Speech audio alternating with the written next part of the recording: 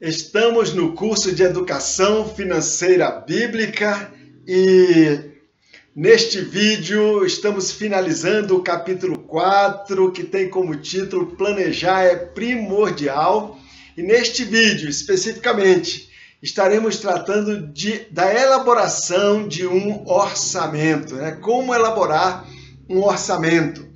O orçamento foi ordenado por Jesus. Jesus estabeleceu isso. Ele disse, olha, quem de vocês que vai construir uma torre, que primeiro não se senta para fazer as contas, né, para saber se pode começar e concluir, para que depois, deixando pela metade, venham as pessoas, passem e maneando a cabeça, zombem de você, dizendo, este começou e não conseguiu terminar, não é? Ou seja, nos dias de hoje seria alguém que comprou, não conseguiu pagar e agora está com o nome negativado, está com o nome, como dizem por aí, nome sujo, né? Então, nós precisamos nos organizar, planejar, não é? E fazer um orçamento. Um orçamento é estabelecer para onde o nosso dinheiro deve ir naquele período. Normalmente para nós é um mês. Então, para onde nós devemos mandar o nosso dinheiro, ou seja, a gente vai colocar luz e dizer, não é, exatamente para onde nós vamos, aonde nós vamos investir ou gastar os nossos recursos naquele mês, naquele período. Então, você deve então decidir para onde o seu dinheiro deve ir, para não perguntar depois para onde ele foi, né? Assim nós fazemos com um orçamento. E como é que nós fazemos um orçamento? Bom, primeiro eu quero te dizer que existem diversas planilhas disponíveis na internet, no YouTube, muitos cursos ensinando como fazer um orçamento, né? Existem muita coisa. Então, mas você pode utilizar uma folha de papel para fazer o orçamento, né? Um papel, uma caneta. Eu conheço pessoas que administram muito bem, são pessoas muito inteligentes e seriam até capazes, obviamente, de usar planilhas eletrônicas, mas fazem num papel, num caderno e conseguem administrar muito bem as suas finanças. Então, não é pela tecnologia que você vai deixar de fazer. Então, como é que nós fazemos o orçamento? Quais são as fases? Primeiro, o planejamento. Primeiro tem que se planejar. O que que eu vou fazer, né? Quais são meus sonhos? O que que eu tenho, né, de despesa já estabelecida, coisas que eu já tenho que pagar. Tem que fazer um planejamento pensando, né, no futuro, durante o mês, o que que você vai fazer que envolve gasto, que envolve desembolso, né? Ou também que entradas você vai ter, salários, aluguéis, comissões, enfim, que entradas você faz um planejamento. E aí, em seguida, faz um registro, o registro desse planejamento. Vai lá na planilha, organiza, separa o que é de habitação, o que é transporte, o que é alimentação, o que é educação, saúde, lazer, enfim, e diversos. Você coloca ali tudo, né, e vai registrando as entradas, a entrada do mês, X de salário, e as saídas, né, o que você vai envolver saídas financeiras. Depois que você faz todos esses registros, durante aquele período você vai, não é, controlando, você vai controlando para ver se está dentro do previsto, para não sair do que está previsto. E se eventualmente sair, sobrar ou faltar em um determinado grupo dessas despesas, você faz os ajustes. Então, primeiro o planejamento, depois o registro, depois o controle e, por fim, os ajustes para o período seguinte, com as coisas mais ajustadas. E aí você também, nesse período de orçamento, você pode fazer a diferença entre o que é gasto necessário e o que é gasto supérfluo. O que é estritamente necessário para vocês, que vocês não podem deixar de adquirir, não pode mesmo deixar, não pode ser adiado, né? Não pode ser substituído por algo mais barato. O que de fato é necessário? E o que é supérfluo?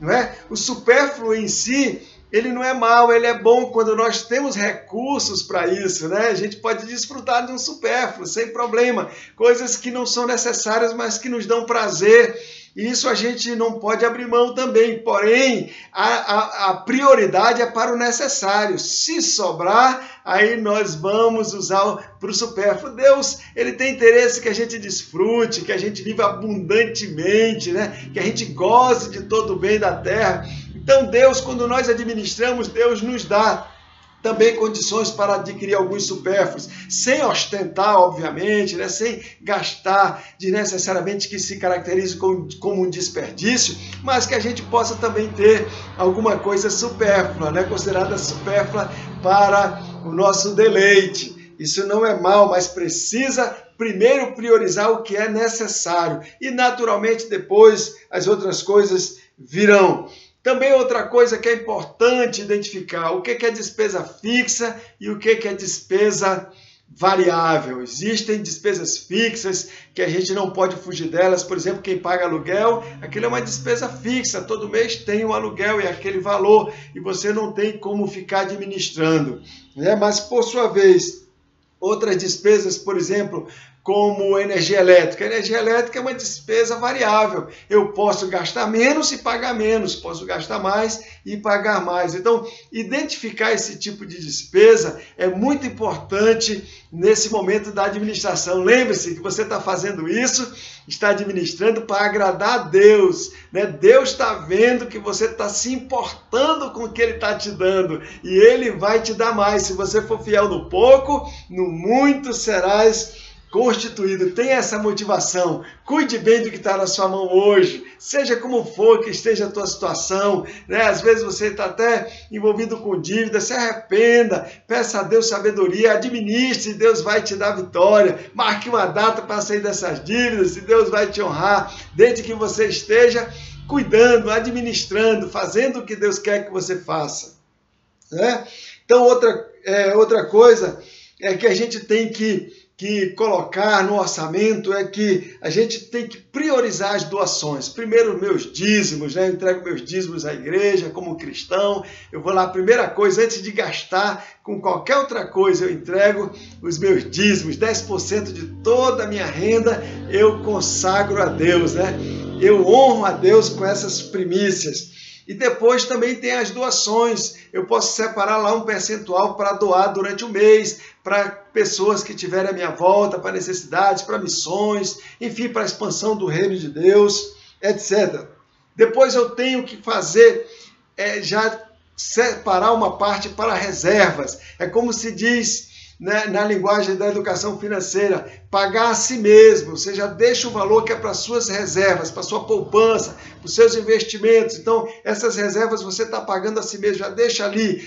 Vai ser usada para imprevistos, que sempre vão acontecer. Essas reservas podem ser usadas para trocar o carro, comprar uma casa, fazer uma viagem, enfim, você pode, dentro da família, no planejamento, o sonho que a família tem, e ali designar um percentual para ficar de reserva todo mês. Já deixa isso separado. E depois disso, depois de tirar as doações, os dízimos de doações e as reservas, é que nós vamos para as despesas correntes, né, as despesas do mês. E isso vai fazer com que a gente tenha capacidade de administrar, de gerir as nossas contas. E aí nós já estamos entrando no reino, nós já estamos começando a receber as bênçãos de Deus, as portas começam a se abrir a partir desse momento. Então, administre, você deve constituir uma reserva para despesas imprevistas, para investimentos, para sonhos e começar pelas despesas variáveis. Administre despesas variáveis, você pode reduzir, você pode substituir por coisas mais baratas, pode fazer uma melhor pesquisa de mercado, pode adiar determinadas despesas. Aquilo que for variável, que não for fixo, que não tiver como você administrar. Outra coisa que pode ser administrada são aquelas assinaturas, não é, de TV, de internet, aquelas despesas que a gente pode trocar de operadora, pode renegociar com a própria operadora. Então tem despesa de cartão de crédito, por exemplo, de tarifas, de anuidade, de cartão, tudo isso pode ser administrado. Existem agora os bancos que são as fintechs, né? Que são os bancos eletrônicos, que a gente pode, bancos digitais, que a gente pode acessá-lo, abrir conta lá, que não tem tarifas, né? Nós fugimos muito das tarifas com esses bancos digitais. Então faça isso, né? Procure ver dentro, né, do seu ambiente os gastos, como você administrar. Você estando administrando, você, a sua família, tudo isso gera já uma sensação de que a gente tem um domínio, tem um controle, né? E Deus abençoa isso. Isso traz paz, isso traz lucidez, né? Isso traz muita vantagem para uma família.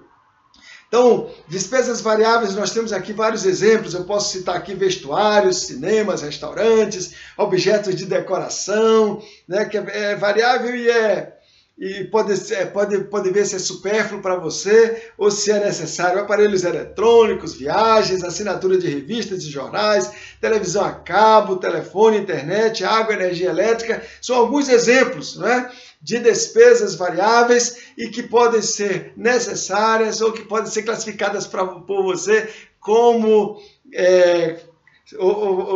despesas necessárias ou supérfluas, ou somente desejos, tá? E aí você, dentro disso, você pode tomar decisões de onde colocar o seu dinheiro. Não é tudo no tempo certo, Deus tem o melhor para nós, né? A gente não precisa ter ansiedade, se antecipar, porque as coisas boas virão naturalmente quando nós estamos cuidando de administrar o que é de Deus. E por fim, dentro desse planejamento, eu quero te alertar para uma coisa: cuidado com as raposinhas. A Bíblia fala em Cantares, capítulo 12, versículo 15, as nossas vinhas estão em flor e as raposas e raposinhas querem destruí-la. Cuidado com elas. Raposinhas, nas nossas finanças, podem se caracterizar como aqueles gastos, né?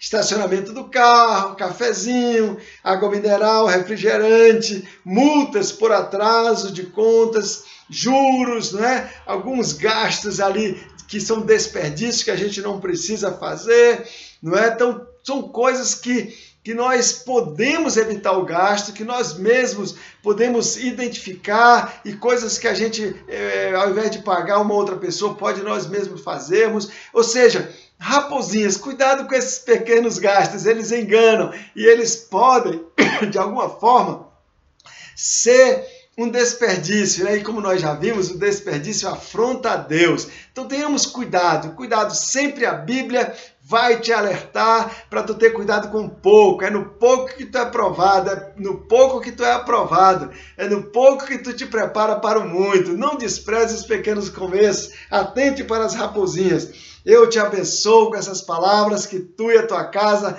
vão ter as contas na luz, né? Vão ter o orçamento, vão ter o planejamento, vão saber para onde o dinheiro está indo, e Deus vai abençoar, vai transbordar, vai fazer vocês crescerem e conquistarem todos os sonhos que Ele mesmo já colocou no coração de vocês. E além disso, vocês vão ser uma bênção para as pessoas nas suas doações, nos seus dízimos, né? Muita gente dará glória a Deus porque você existe, porque você é uma pessoa que honra a Deus administrando bem as suas contas.